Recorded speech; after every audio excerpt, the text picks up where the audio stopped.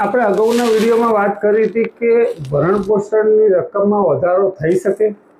તો એનો જવાબ હતો હા. આજે જે આપણે વાત કરવાના છીએ એ છે કે શું ભરણપોષણની રકમમાં ઘટાડો થઈ શકે, એના માટે અરજી થઈ શકે, તો એનો જવાબ પણ છે હા. તો જ્યારે કોઈ ભરણપોષણનો હુકમ થઈ ગયો હોય અને સામેવાળા તરફે આપણે હોઈએ અને સામેવાળાને એમ લાગે કે ભાઈ જે આ હુકમ થયો છે એ વધારે થયો છે, આવક કરતાં વધારે થયો છે અને અમુક પ્રકારનો સમય જતો રહ્યો હોય,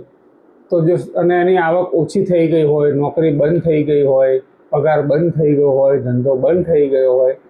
અને એના જો એ સાચા કારણો હોય, તો એવા સંજોગોમાં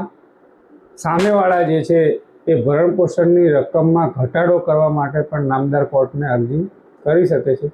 અને જેમ અગાઉ કહ્યું એમ કે જૂની CRPC 127 મુજબ પહેલાં વધારો કે ઘટાડો કરવાની અરજી થતી હતી, અત્યારે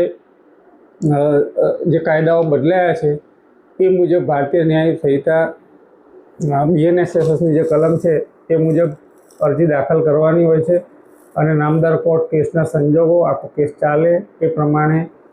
એમને યોગ્ય લાગે તો સામેવાળાની અરજી મંજૂર કરે છે અને ભરણપોષણની રકમમાં ઘટાડો નામદાર કોર્ટ કરી શકે છે.